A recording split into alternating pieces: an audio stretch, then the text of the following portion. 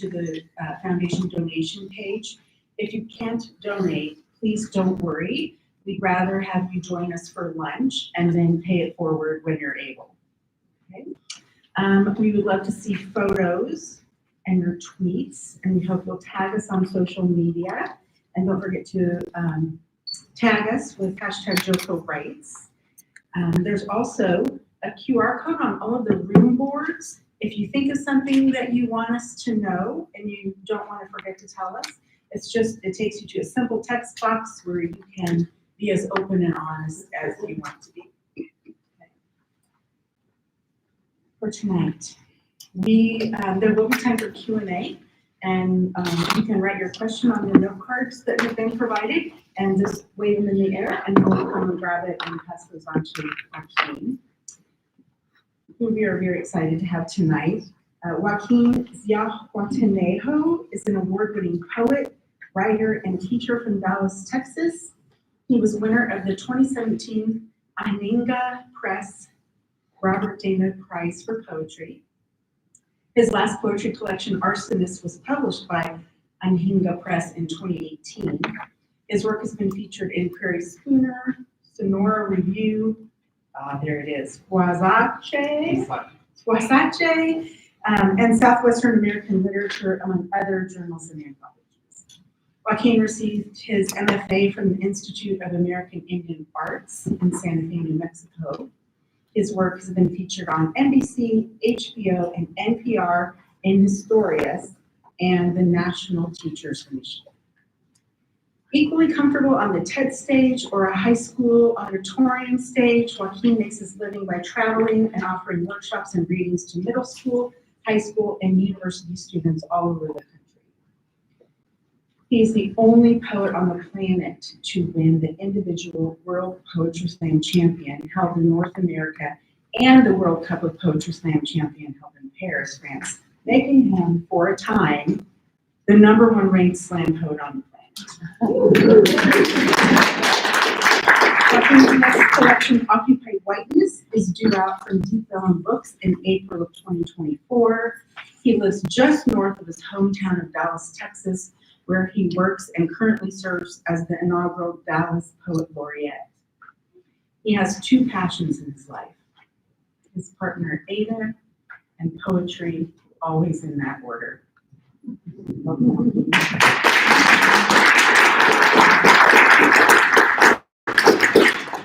Thank you, Helen. Thank you, Joko, for having me.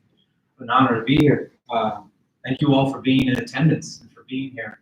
My goodness. You could be playing basketball with someone who has beautiful wrists right now. What are you doing here? Thank you, writers, for being here, for leaning into the page, creating what they're creating and giving to the world. I want to talk for a bit tonight and then answer some questions.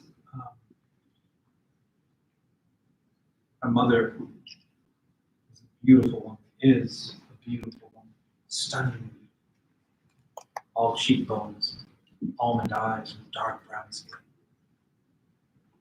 When I show a photo of my mother and me as mocoso to people, the joke that I tell is, my mother looks like a before the Spaniards arrived Mexican, and I look like an after the Spaniards arrived Mexican. I don't have a percentage of her beauty. But she was 17 when I was born. So she was busy being beautiful, rebellious, and wild. And I don't fault her for that. I get it. I get it. Because I was once young and beautiful too, you know. But she was busy in the streets of my city, Dallas, Texas. She was busy in the streets of my city being young and rebellious and beautiful. My pops left the year I was born. He never came back. And then I found poetry. In the poem, I can make the impossible possible. Through metaphor. Never saw my mother and father in the same room ever in my life. But in the poem, through metaphor, I can take my mother and my father, and I can place them side by side.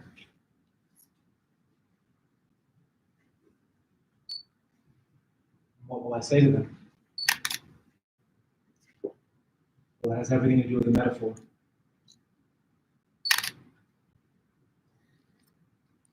Used to think my mother was a willow and my father was an oak. The tree I fell from is crooked and broke, split in two by lightning. That's why there's nothing more frightening than the sound of my raised voice in the direction of my youngest daughter. You see, I never want her to look at me the way I imagine I look at my father. Or as I stare him in the face and ask him, how could you leave me in a place where oak trees are as scarce as two-parent families? Where the first word a hungry child learns is, please. Ain't no shade under a family tree when the father leaves.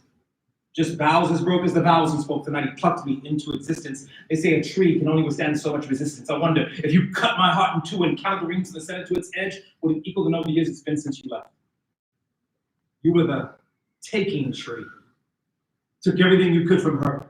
Took everything you could from me. Left my mother's arms looking for your limbs and grasping only air. That's why she didn't mind ensnaring men and only pretended to care. Somewhere between the muck and mire of a brown girl's fear and a white boy's desires, where my roots took hold, I was less than a year old. Nothing more than a sapling when you left me under the shade of the woman my mother used to be. Don't you see, Father? This is the story of a boy, a dull axe, and a tree. It's taken me years to cut you out of me. Can you imagine the cacophony? The sound of the blade striking against you? The sound of a family being split in two, and now that I'm through, I find I'm just as stumped as you, wondering what to do with remnants. Maybe carve one of your limbs into a cane. No, I could never lean on you. Maybe sculpt you into a blood-red violin. No, I wouldn't know begin to find the music in any of this. So I'll carve a coffin from your carcass, give your absence some purpose, and I'll fill it with poems. Most of them true and a few of them lies. I can write about your hands and her eyes. Some will be hellos, but most will be goodbyes. I'll load you up, cart you far away from me, give you a proper burial at sea, and though my muscles may ache from all that weight, I'll walk you out beyond the break and let the tide take you away from me. Maybe then we'll both be free. Maybe then the world can see that I am the fruit. You are the tree. I fell from you. You failed me. I am the waves, and she is the sea. I break away, and she breaks me. I am not you, though you are me. I am the fruit that fell far from the tree. That'll be one of those nights.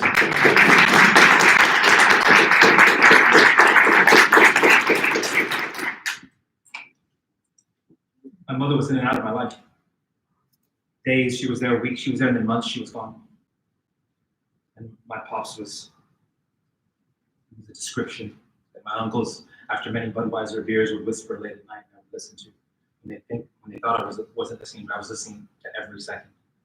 I never stopped listening.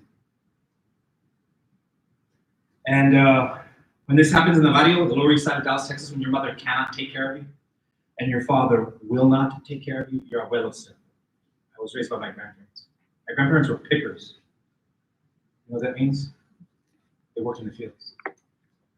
I'm from Texas, y'all. I'm not Latino, but I can say y'all. I'm from Texas. We have black line clay. That's what we have. It's dense, unfertile. And there are parts in the South, the RGV, where things grow, but where I'm from, nothing grows except for one thing. They call it the king of crops down there. That's what they used to call it. A crop called cotton. When my grandfather finished second grade, he had to leave school to help his mother and father pick in the fields. My abuelita was she was a little luckier. After third grade, she had to leave school to help her mother and father pick in the fields. And I remember going to the fields with them when I was in Mocosa, before the machines came and took the job. I would try and go out in the field and pick, but it just got in the way. And my abuelo would come over and console me, because I would be disconsolate that I could help them. I wanted to help them so deeply. And he would say to me, go to the shade by the trunk. Practice your letters. Practice your letters. This is how I would practice them.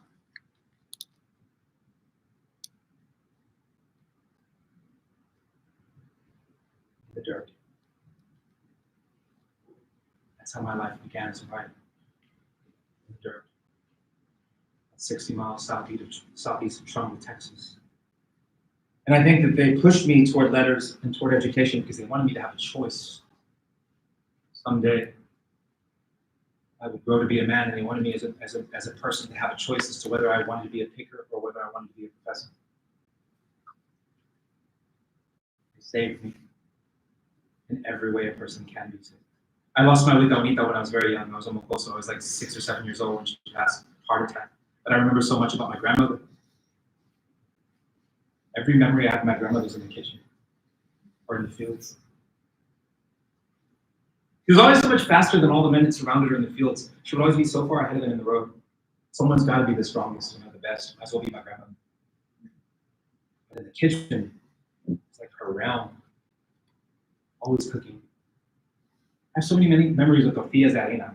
If you've never seen so many tortillas de harina from scratch, it's a very dusty, powdery experience, you know? I remember my Filipino walked in one time, he's like, damn, it looks like a coca factory in here. I was like 6 years old, I didn't get the joke, but I get it now. And so it's a very dusty experience.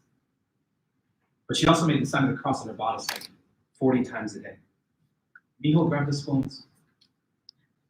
And I was a writer, you know, I was a smart ass. So I'd be like, Abuela, I can grab the spoons, let's leave God out of this, you know? Let him take care of the tornadoes. I got the spoons.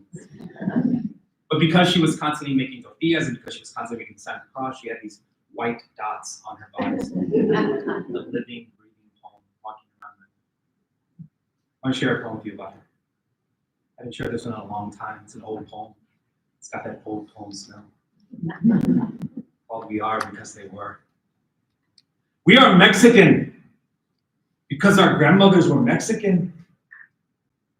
We are American because our grandmothers were American.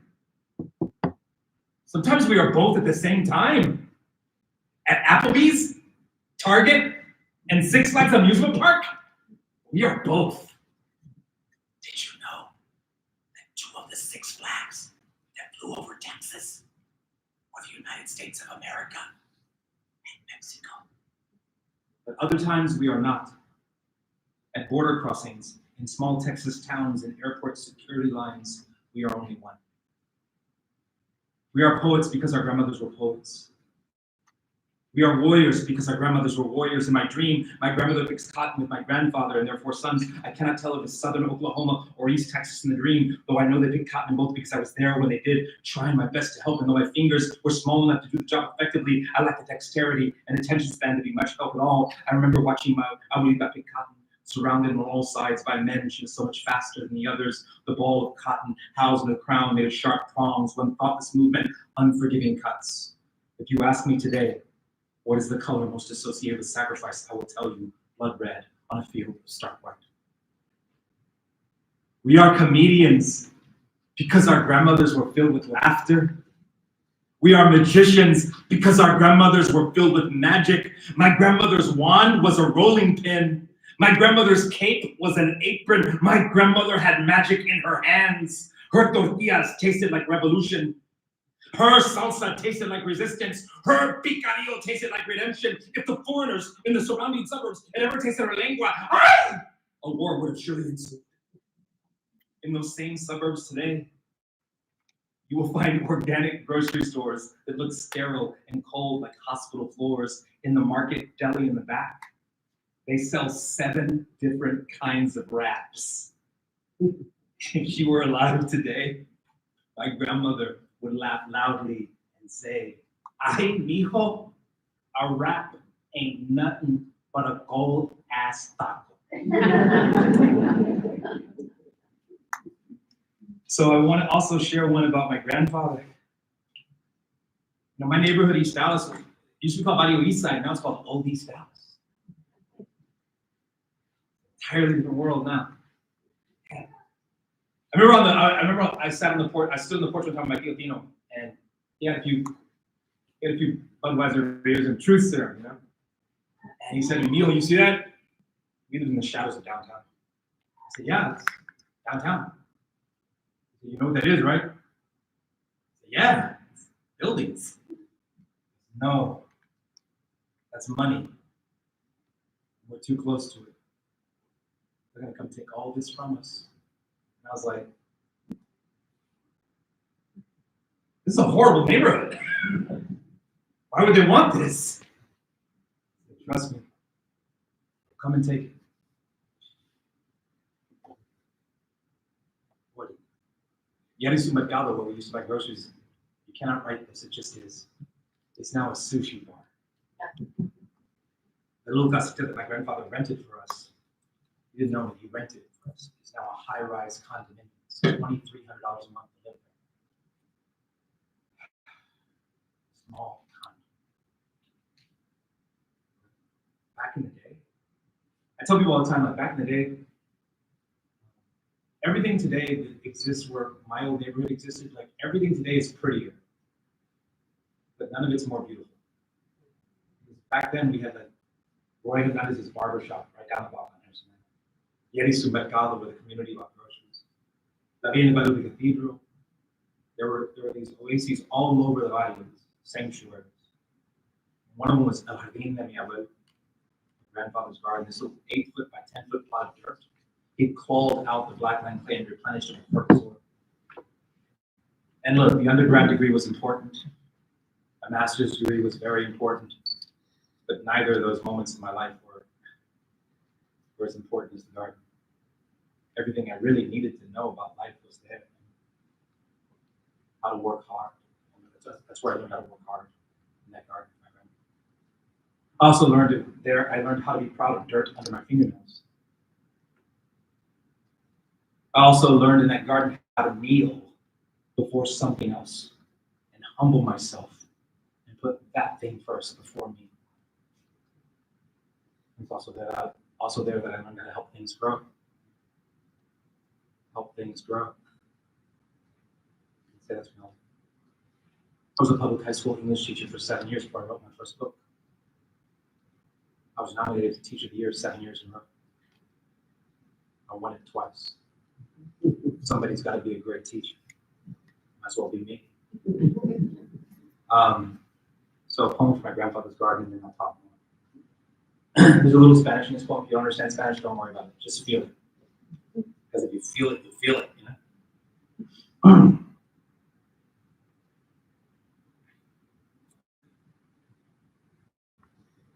Bendito, bendito, bendito sea Dios. Los ángeles cantan y alaban.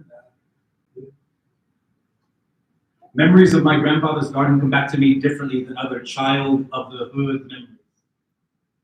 Memories of my grandfather's garden come back to me in well-water voices and deep chest hymns that begin as a gurgle, deep in the belly and rise to the throat slowly. I remember little of the day my friends jumped me in. I remember fist flailing and afterwards those deep fleshy embraces only Latinos know how to give. The grandfather's garden comes back to me with aromas, with tastes, with corridos sung to the sun and novenas sung to the moon, taking both sides of life, the light and the dark for their bountiful harvest. Ay, Dios mío, all those nights we knelt together in brown earth, it was always about harmony, about balance, key and tone, deeply thinking the life-giving soul for its that follow suit, carefully pulling the chilanto.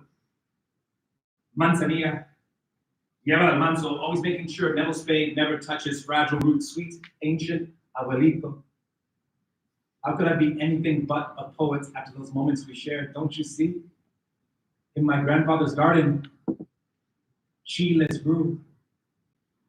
In my grandfather's garden, children grew.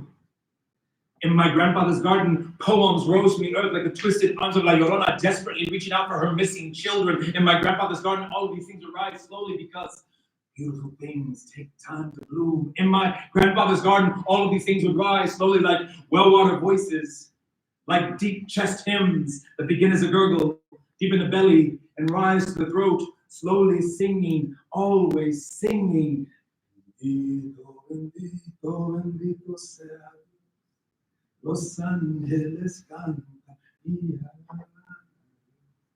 Los ángeles cantan y alaban.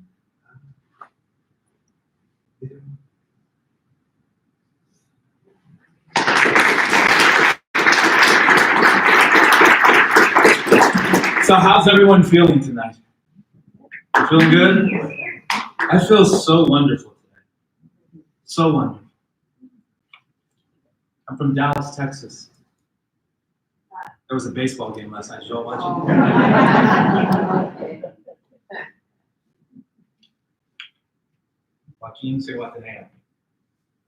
How long the Rangers have existed. Wow. It's a long wait, y'all.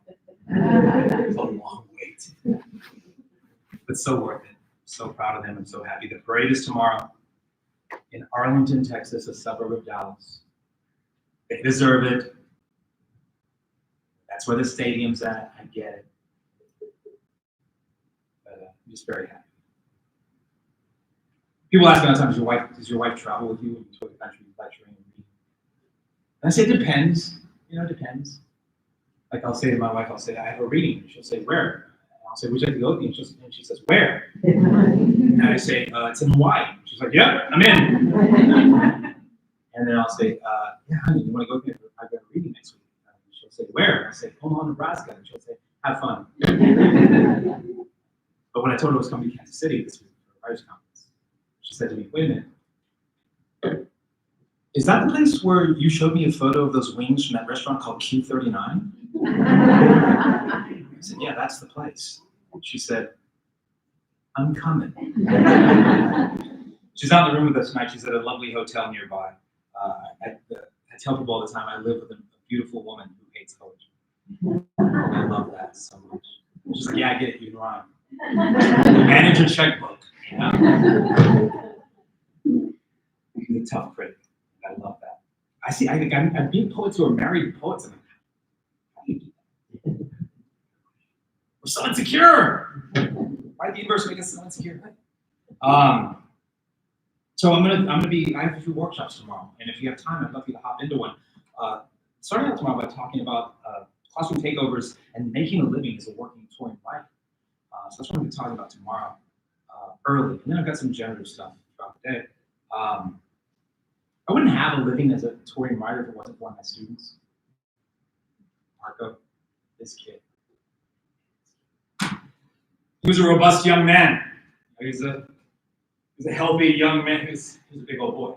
The whole school was terrified of Marco. But I wish I would have just talked to him. He was gentle, kind, good in every way. He was an artist. No one knew. He's breathtaking, beautiful artist. He's now in his 30s, and he's an artist now. He does it on the side. He makes money, so he's making money from his art. I'm so proud of him. A lot of my former students have still Facebook friends. But it was Marco who challenged me to become a poet. I was bringing my poems in, sharing them, and he was like, man, you should see your face. It's like there's electricity in your face, man. I can tell you just want to be a poet. Why don't you go be a poet? I dare you. And so I took him up on the dare. I literally typed in the Google, how do I be a poet in Dallas, Texas, question mark? And who knew? Like, who knew my city was a haven for poetry? SMU, UTD, and UG, all the community colleges that we have. Like, there was a poetry event just about every night of the week in my city. And then I found out that we had mics and craft talks and writers garret and all these organizations that exist to serve poets. And I had no idea that Dallas was a haven for poetry. I decided to just go down the list. I started at the top. And the very top of the list read, because they had the most searches on that search engine, it read Dallas Poetry Slam. I didn't know what that meant. I was a teacher at the time. I was like, fancy open mic. I'll go read my poem and they'll politely golf clap for me. It'll be cool. And I walked in and it was like a scene from the movie 8 Mile, The True Life of Eminem. Only a lot nerdier. I signed it. I walked in, saw the signing sheet, Joaquin. I saw the battle take place. 2 poets battling each other on the stage. They flip a coin. It's ceremonial.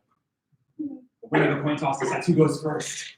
That poet steps up and spits their poem and steps back. The other poet steps up and spits their poem and steps back. The audience, by random whoop whoops and knocking over of chairs, decides who wins. When I saw the first battle, I went back over the signing sheet.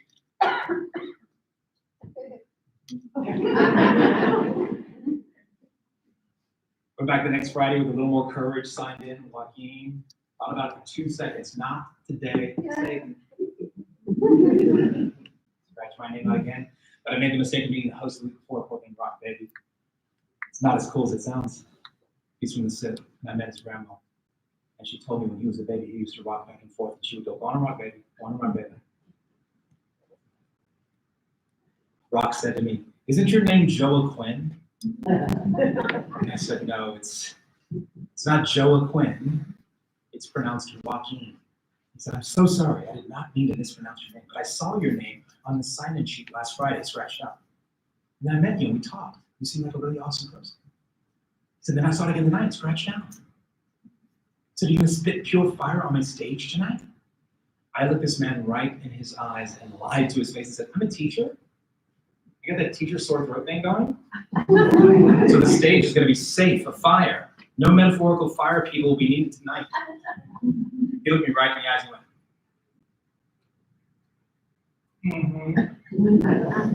This is how Rock started the poetry slam that night. Yo, welcome to the Dallas Poetry Slam, y'all. The longest running poetry slam in the state of Texas. Austin thinks they got it. We beat them by a year. We're about to get it going. Y'all welcome the first poet to speak your fire tonight on my stage, my homeboy. From 7 days ago, don't get it twisted. It is not pronounced Joaquin. You best come correct. Y'all make some noise for my homie, Joaquin! And that's how I got bullied in my first poetry. I walk on stage, and I'm very nervous, and petrified. I just look down at my feet on the wood, right? I instantly think about my grandfather's boots in the dirt. And I think if he can do that, surely I can do this. And then I look up at the audience. We had like 130 people in the audience that night, packed. And I would say probably 50% of them would identify as Black or African American. And I would say 50% of them identified as Caucasian or white. I didn't see one brown face in the room that looked like mine. And I had a poem that had Spanish in it that I wanted to recite because I wanted to tell them where I'm from. I'd be like a cool introductory poem to tell them where I'm from. And when my grandfather died when I was 14 in a car crash, I just was on my own. You know? I just bounced around. And when I had to let everybody chill for a while because I had a real bad attitude, and my uncles and my aunts kept kicking me out, my mom would kick me out. I used to think it was because I was angry at the universe for taking my grandfather from me in this car accident. But I realized now what it was. It wasn't that. It was that I had all the love in the world to give. Nowhere to place it. So I was hurting. And so I wanted to tell them about the 4 years of my life before I got my scholarship to go to college that I just lived on the streets. That's what I wanted to tell them about. And I was nervous, and I was terrified, and I decided to just take a chance and just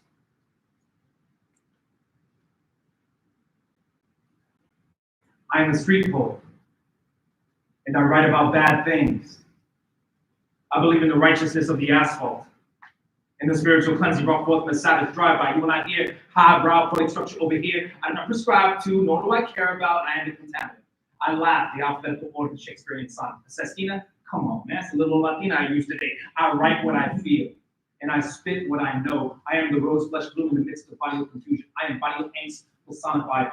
I am a street poet, you know, an action word that sits on its ass. I be the lazy verb. Over the critics. The critics will write you up as another wannabe dog, vato loco turned poet who use the word esse over and over again. Vato over and over again. Loco over and over again. And your poem not realizing that I'm a street poet. Mano, I just talk this way. Mano, I just walk this way. While other poets stand on the street corners slinging amethyst rocks, I hold twin ink-filled pots. Pop! Pop! 2 shots to the night cry, freedom! Don't let my people go. Let my people flow from the esophagus, greasy and wet, lips, flip sweat begets ballad, blurring brown boy body of blues. I am a street poet, so to God this, I turn Puritan things bad, like mixing Spanglish with prophetic feces. Yo soy the shit. And funky now. I am a street poet, and I write about bad things. After I recited that poem, the audience decided that I won that battle. I made it to the next round. I had to battle another poet, and I won that too. Battled 3 more poets that night, I won all 3 of those. I won. That first poetry slam that I ever entered, I won. Walked out. Rock Baby accosted me on the streets of Deep Ellum, this neighborhood right off downtown Dallas.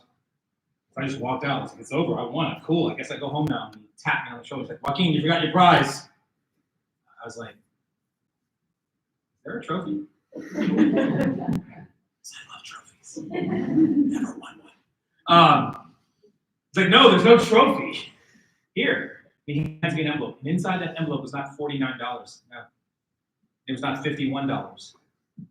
Inside that envelope was $50 cash money.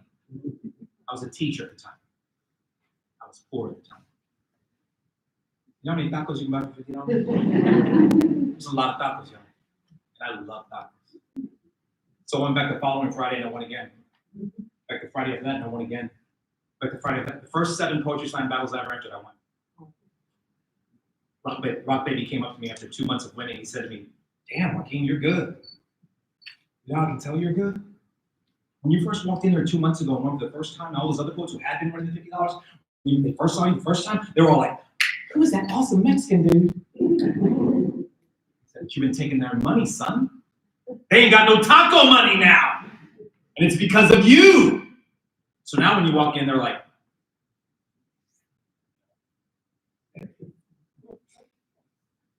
Mexican dude. He said, you gotta hate me. He said, do me a favor. Keep them hating. So I did. I won the city championship for Dallas that year. I had to qualify, and I competed against 12 poets that night to become the city champion, poetry slam champion for the city of Dallas. And because of that, they asked me to represent Dallas at the Bluebonnet Poetry Festival in Conroe, Texas. What were we doing in Conroe? $1,000, and it was sort of subtitled the Texas Poetry Slam Championship back then. $1,000 to the winner. I won that too. $1,000 even more times. So I was the Texas State Champion of Poetry Slam for the state of Texas. I found out about the Arkansas State Championship. They were giving away $2,000 to the winner. So I drove up there. True story. What city are you representing? I said, Dallas? Arkansas? I said, it must be small. I've never heard of it.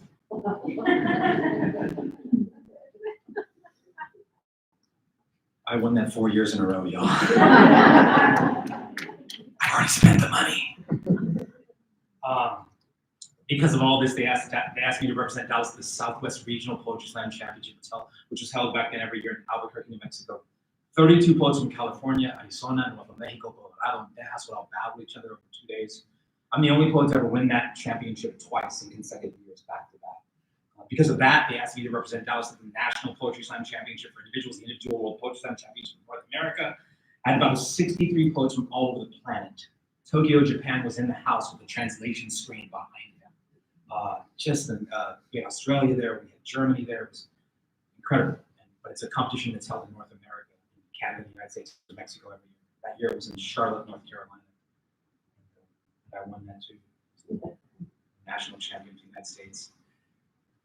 And because of that, they asked me to represent you, all of you, the entire United States of America, at a competition in Paris, France. They flew me first class, y'all. I was laying back with a hot towel, smelling myself. Your wife go? My wife went to that one. She sure did. You know what they said to me? They said, Joaquin, we have a host house for you. When do you want to come? I said, how long do you have the house? He said, 2 months. And I said, I'll come for 2 months. And he said, the competition's only 4 days. And I said, is that a problem? And he goes, oh, I guess not. I spent 2 months in Paris, France in the summer, y'all, for free. For free. My wife could only come for about 4 weeks, like 3.5 weeks in the middle, during the competition, during the championship. It's my favorite city on the planet. Paris, France. New York is my second favorite. There's no place like Paris. You know that all Parisians don't speak English? Do you understand that? Yeah. Parisians. I had to send my poems in 6 months in advance. So they can be translated by poets into French. Poetry is the hardest thing on the planet to translate. The turn of phrase. That's true, the turn of phrase. And rhyme. And meter. It's complicated. Their translations were, I was told they were breathtaking. They were lovely. So I'm on the stage with 500 Parisians in the audience and a giant movie screen with fonts this big, my poem scrolling behind me as I'm reciting. It's so crazy seeing 500 Parisians. Look at me and read, look at me and read, look at me and read. Oh, there's no way I'm going to win this because the French national champion got to speak French. What? Wait a minute. The Canadian national champion was also speaking French. What's up with that? I thought they spoke Canadian or drink or something. At the end of that week-long competition, I won that too. Only one poet's ever won those last two that I mentioned. I'm very honored to be that poet. I'm very honored to be here with people. I'm going to take some questions in it. How about a poem? How about the one that won the World Cup for us in Paris? Yeah. I used to think Spanish was the most beautiful language on the planet. I used to. Not so much the Spanish in Spain. I've been there 5 times for work. It's okay. Their Spanish is okay. Come on, really? I'm talking about the Spanish of Central Mexico. If you've never been to Mexico City, it's probably like my 3rd favorite city on the planet. It's so beautiful. That city is so beautiful. And the people who speak there, you can just sit in a cafe and you can listen to people have a conversation. It's like they're singing to each other.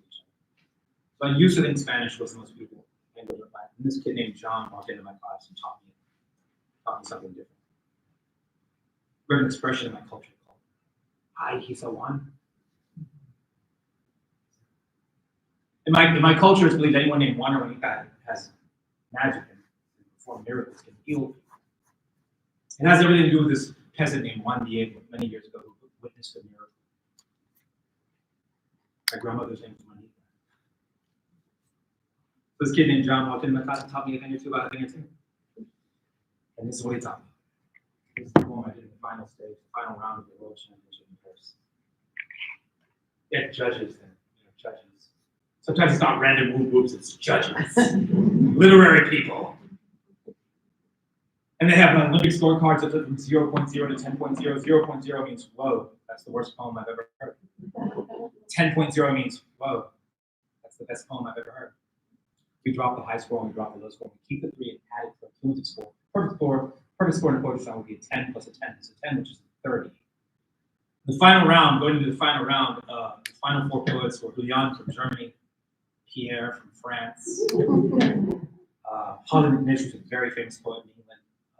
She's a very young man, not nearly as famous as she is now, and Joaquin Zihuatanejo representing the United States of America. We read it in that order. Holly read right before me. Holly had been winning her bouts very handily all week, and I had been winning my bouts very handily all week, and everybody kept whispering, England or USA, England or USA, who's it going to be? And Holly went up on stage, and she read a poem about her past 3 lovers.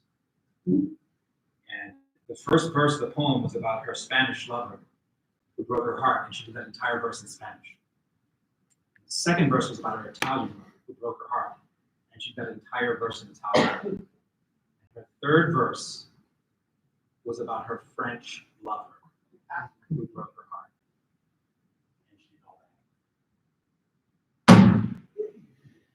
Her scores: 10, 10, 10, 9.9, 9.9. Her score was a 29.9.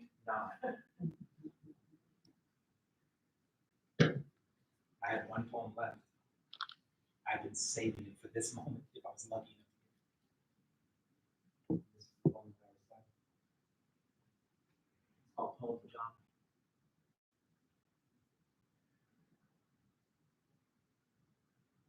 So the assignment I gave my high school English students was to write a series of 4 short haiku poems that distinctly say something about themselves and then recite them to the class. These are the 4 poems that John recited that day.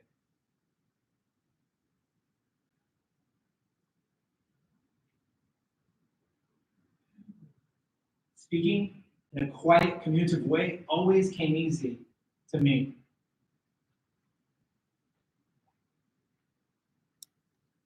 Accident is equal to invention, but there's hope. I still practice accidents.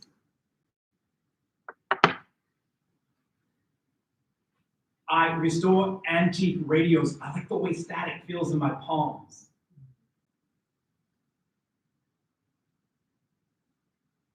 You cannot deny the elusive fact that silence must succumb to voice. I have let you know now, John. Although you never uttered one word in class, you spoke volumes to me. And you taught me a lesson in humility. Because I realized that day, in my blind and deaf arrogance, that I asked you to master my language without attempting to learn one word of yours. So starting today, I'll begin by learning the signs for what I feel are the most beautiful spoken words in existence. Words like moon, eclipse, grandfather, sunflower. And I realize now, John, if I were ever to write you a poem, it would probably sound something like this to you.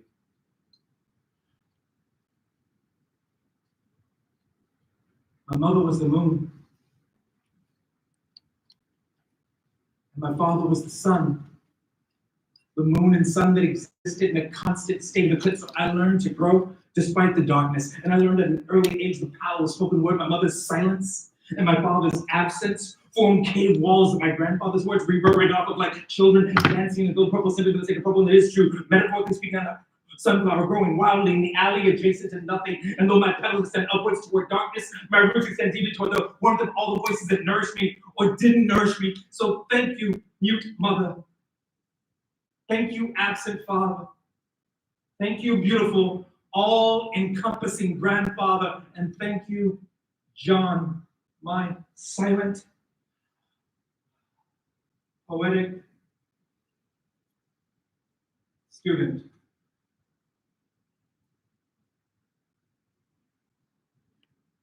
For your words.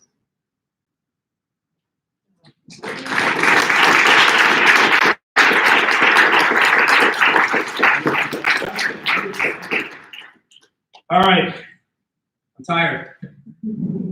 How y'all doing? Good? Oh, by the way, I was translating the scores in French in my head when they called up the scores. My scores were 10, 10, 10, a 10, and a 10. It's the first time they said that ever happened at the World Cup of Poetry Science. The first one they ever had that happen. And when they did that, there was an international middle school on the first 4 or 5 rows of the theater. These were like beautiful young African students who are now living in France. And they weren't supposed to, but they rushed the stage. So I was like surrounded by 70 or 80 of the most beautiful children you've ever seen in your life. When they handed me the cup, like I handed it to them and they were screaming and I was screaming. I was like, oh, this life. I was a homeless teenager. And then this life happened. So, young people in the room, go to college. Get masters. We'll pay you to come write and talk to them. Have I ever teamed up with a composer to bring poetry and music together? Yes, I have. A couple of universities in the country have asked me to do work with them with my spoken word and their students, their music students who are studying. Yeah, this happened one time. It happened with grad students. Oh my God, they were so gifted. One time at the University of Texas, I was asked to work with grad students who are musicians and also grad students who are dancers. So there was music and my spoken word, and then there were these dancers, and we put together this 12-minute thing.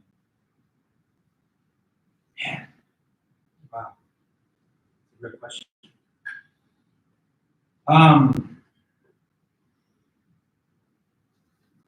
The next question was very similar to that one. What do you long to write about that you haven't got to, you haven't gotten the words for yet? That's my new book. My new book is called Occupy Whiteness. It's the book I've been wanting to write my entire life, but I had to find the right way to write it. And I approached it over the years, more than a handful of times, I want to start this process.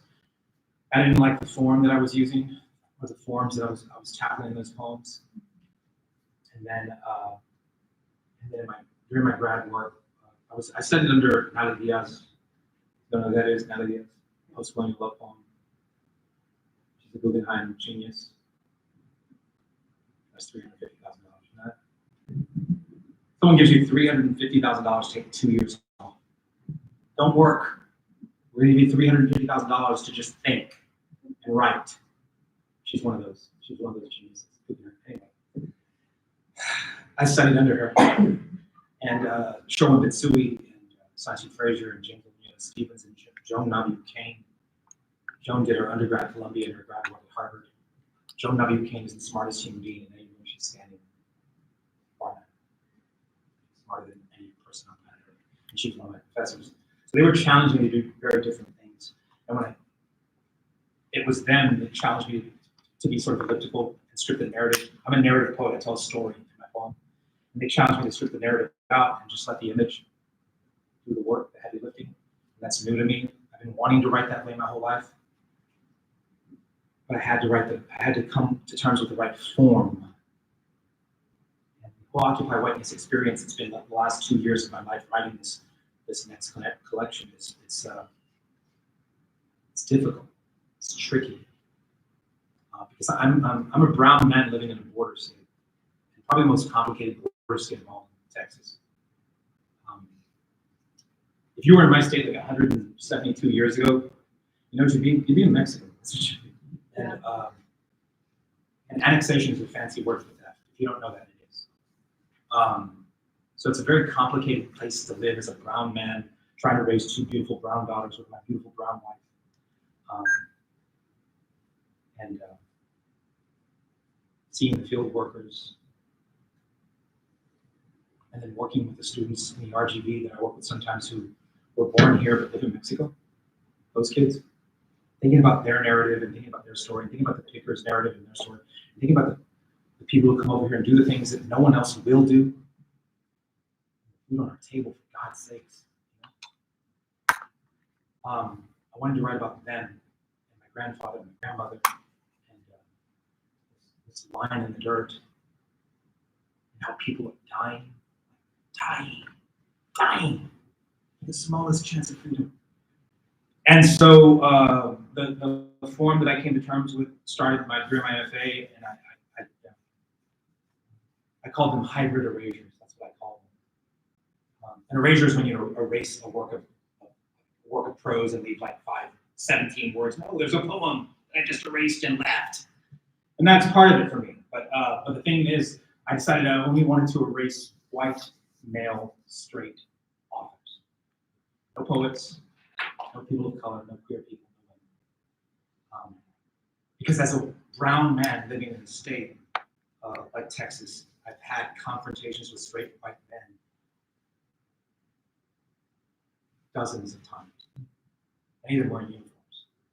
So I wanted to address that. And so how it works is I read a novel by a white straight male guy, and I just read, and I read, and I read, and I read. I've read a lot of bad writing over the last 2 years, y'all. And some good writing too. No great writing. I don't think I've read one great thing. Anyway, and for whatever reason, the page jumps out of my eye. For whatever reason, it's that page. It's page 112. I rip it out, and I physically discard the book. And I throw it in the trash. It's part of the act. It's part of the process. And I have that page, and I take my whiteout gun, and I start whiting out. As I'm doing that, words will jump off the page to me. They get to stay. But only 3 to 14 words can stay, and none of them can be touching. They have to be floating in isolated space. So now when I'm done with this erasure, I took a novel and erased the entire novel down to 9 words, floating in the sea of white space. Well, now I occupy that white space with what I'm calling brown verse. And I told this to someone at Tin House. This is a big, prestigious literary thing. They asked me to be a Latinx scholar at Tin House a year and a half or 2 back. And this very famous American poet said to me, But don't you feel bad about taking 4 words from a white male author? I said, no. And she said, why? Why don't you feel bad? And I said, because I'm not taking anything. I'm discovering it. I'm colonizing it. The book opens, my new book opens with that conversation, word for word. I don't use the person's name, it just says famous white author. Me. So you walk into the experience knowing the trick. You understand what's happening through the entire collection. And then when I gave it to my editor, Sebastian Barrio, PhD, brilliant writer, he said to me, as I was done, he's like, oh my God, 2 years, it took me 2 years to write this damn book. You know? He's like, Joaquin, what if we added more? I said, what do you mean? He said, well, these are hybrid form poems. What if we explore hybridity even more? What if you added prose pieces to it, like essays? I said, I've been writing a collection of essays. You know what my working title was? Essay. Yes. Essay. I said, I think some of them will fit thematically with these poems. And he said, all right, let's send me something you think might fit and where you think they might go. And I sent him like 8 or 9, and then I said to him, because I said, wait. I don't want these to go in English. I want us to hire someone to translate them in Spanish because I want the reader to be bombarded with Spanish when they turn the page and find this essay. And then they can turn the page and it'll be translated into English. And also, I want the poems to be on white pages with black text and the essays to be on black pages with white text. But I have one essay that I want to be on gray paper right in the center of the collection. He's like, I love it. And then I started working with a bunch of students in the RGB and in Arizona and in Southern California. I was working along the border for like 4 weeks of my life. And I was taking photos, just photos with my iPhone. And I showed them to my wife, and she's like, these are really beautiful, stunning. You can do a show of these. And I thought, oh. So I called my publisher and my editor. I've got an idea. What if we insert black and white photos from the border that we've taken the last few months? And they were like, I love it. My publishing house is a nonprofit. They ask wealthy people for money when they publish a book. They know a lot of wealthy people in Dallas. So whatever idea I came up with, they were like, yeah, let's do it. It's awesome. Rich people are awesome, y'all. And then I thought to myself, what if I inserted QR codes that took the reader out of the book, physically away from the book, to a live performance of me reading the piece?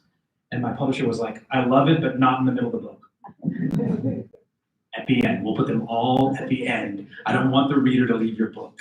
And I said, fine, whatever. And so yeah, I gave in on that. But, these are not the most beautiful poems I've ever written in my life. Occupy my lips, they are not. But they are the most important. This is the one.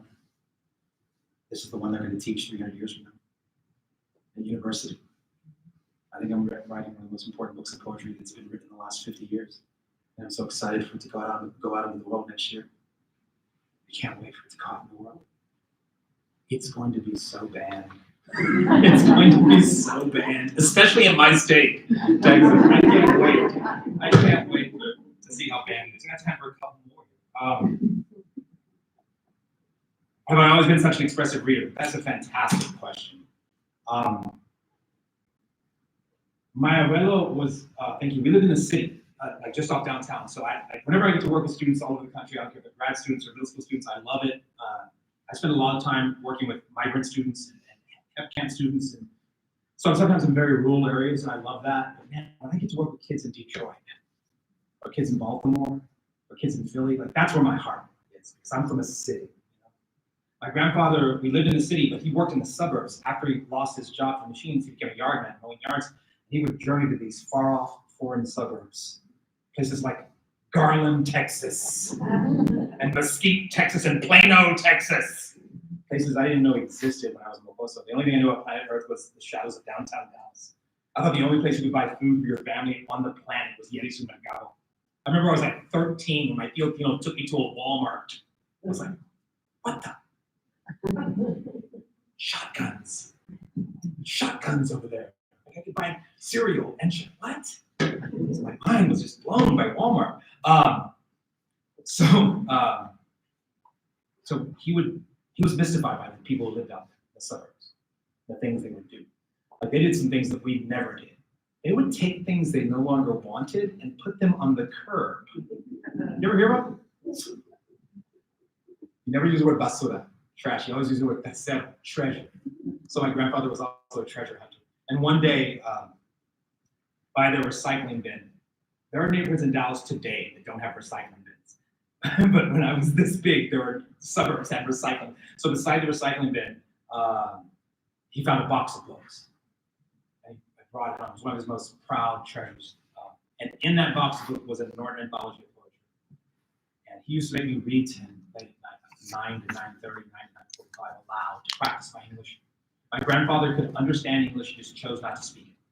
And so this is how it worked. I would read aloud to my grandfather in English, and he would critique my reading abilities in Spanish. That would keep me yell at you. So I became a very expressive reader early, so as not to be yelled at. Sometimes I rebel, I read bad on purpose. Something there is that doesn't love a wall.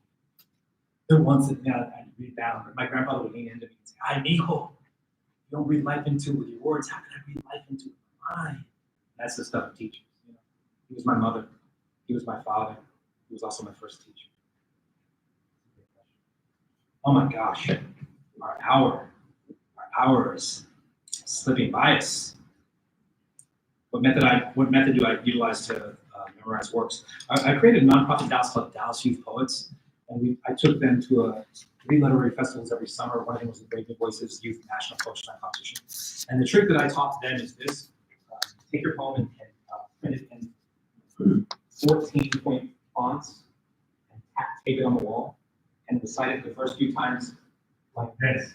And you can read every word, And then the next few times take a step back. And the next few times take a step back. And the next few times take a step back. So you can't read it. It's a memorization trick. And then sometimes speed reading, like reading it twice the pace that you would read it, and then read it 3 times, and then read it 4 times, and read it 5 times, go as fast as you can, and then come back to the same breadth and pace that you want to give it. But really it comes from practice. One of the reasons my wife hates poetry is I spent hours and hours and hours of my life in my office reciting poems aloud. Not even for the sake of poetry slam, just because I think the poems need to be read aloud. After you write them, you should read them loud to see what the breath and silence does for the poem, the person who's experiencing it. There are tricks, little things I've learned. Little things. They all add up. Can I close with a poem? Is that cool?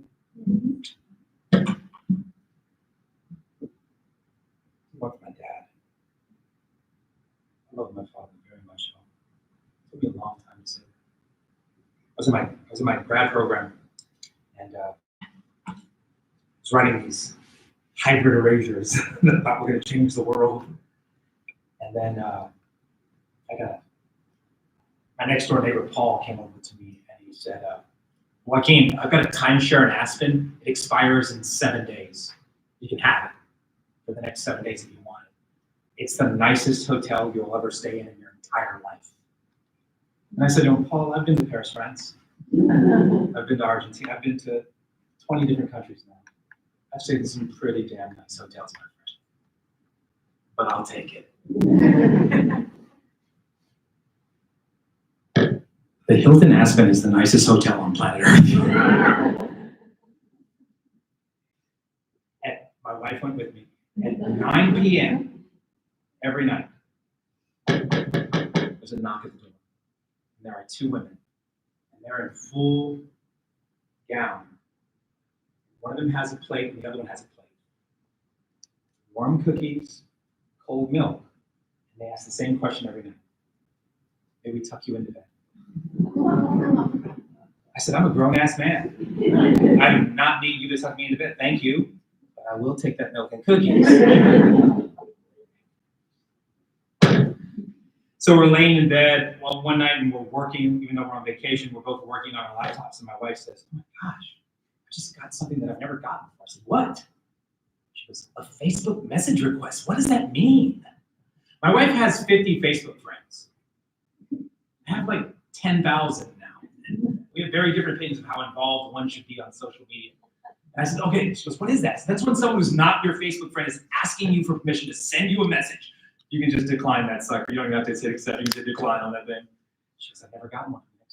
And she opened it and she read it, and her face contorted. She said, "Joaquin, this message isn't for me. It's for someone who recognized my last name as yours and wanted to get you a message." And the epigraph that opens my book, Arsonist, is that Facebook message request. 26 words. 26 words. It reads, "You don't know me? Not really. And I hate to tell you like this, but my father, I mean, our father, has died. And that's how I found out the man that left me and my mother the year of my birth had died from a stranger who shared half of my blood. And I decided when we got home to discard my master's thesis, my creative thesis, and start again. And I started writing these love poems for my father, having conversations with people who knew my father, so I could find a way to love him, so I could find a way to forgive him. And it worked. It was cathartic. I realize now my father did leave me. He did. Oh, he meant to. That's enough.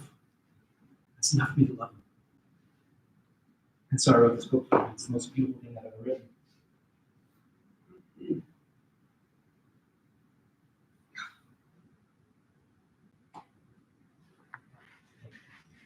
So I'm going to read something from my father. And about 15 years ago, I was doing this poem at a university, and as a student said to me, "You do realize this poem has its own Tumblr verse?" And I said, "What's that?" And they said, "You're not on Tumblr?" And I said, "What's that?" And he said, "This poem is the most shared poem on Tumblr. Like there are tens of thousands of versions of this poem that people are writing based off of the poem." I was like, "Wow, that's exciting." I'll close with this. I was a public high school English teacher for 7 years. But I've been my father's son my whole life. This poem is a combination of both those experiences. It's called Final Exam. Father. 1. True or false? The night you walked out on me and my mother, you hesitated before grabbing the doorknob. 2. If a bus leaves the city at 60 miles per hour to nowhere in particular, and a man that bus has left his only son behind in the darkness of that city, how many miles will it take before that son forgets what his father said he can feel like? 3. On the night that you left us, how many hearts did you break? A, 1, mine. B, 1, my mother's. C, 2, mine and my mother's. D, 3, mine, my mother's, and yours. 4, true or false? In certain species of the animal kingdom, when a male member of that species abandons his offspring, that male member of that species is ostracized, beaten, and in some instances killed. 5, in the space provided, define the terms further, farther, father. 6, on the night that your father died, what, if anything, did you have to say to God? 7, when we survived 9 days in a row before the welfare check came in, a bag of maize and a crock pot full of wishes that tasted just like frijoles, did you feel the fire on your fingertips every time a mother winced as she turned the tortilla on the open flame? 8, because of your blood, I spent every day of my life enveloped by skin that's too light to be brown, too dark to be white. I used to hate this about myself. I finally come to love this about myself. What do you love and hate about yourself? 9, as a young man, you A, never loved a young, beautiful, dark brown woman. B, loved one young, beautiful, dark brown woman. C, loved many young, beautiful, dark brown women. D, loved only the idea of young, beautiful, dark brown women. 10, list 5 things you're truly grateful for and 5 things you're truly regretful for. 11, A famous American poet's mother once said, single mothers are almost always better men than men are. What do you make of this, Father? 12. Without using the words I'm or sorry in the space provided, write an apology letter to my mother. 13. On a scale from 1 to 10, with 1 being not difficult and 10 being quite difficult, how challenging do you think it is for a widow to grow up in the body of the Lower East Side? 14. As a child, your son remembers hearing his drunk uncle's whisper in hushed voices not meant for his ears, that more than likely you are not that child's father. What, if anything, do you have to say to them? 15. Finish this sentence. My son, if I only had one thing to say to you, it would be, and one final question to conclude the test. Father, would it mend or break your heart if I told you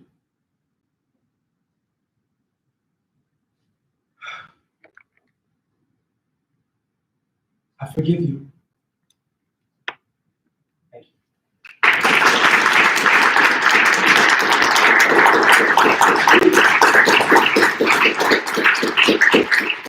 All right, go get good barbecue somewhere. Go talk to each other. Go have coffee. You're writers. You wear black. You drink coffee. Go do those writer things you do so well. I got books for sale. Don't worry about that. But thank you. Thank you for listening to me.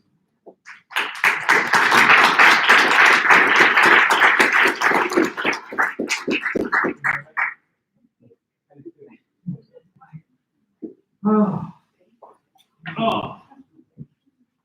How's everyone feeling? Okay? Good. Me too. So, thank you for listening.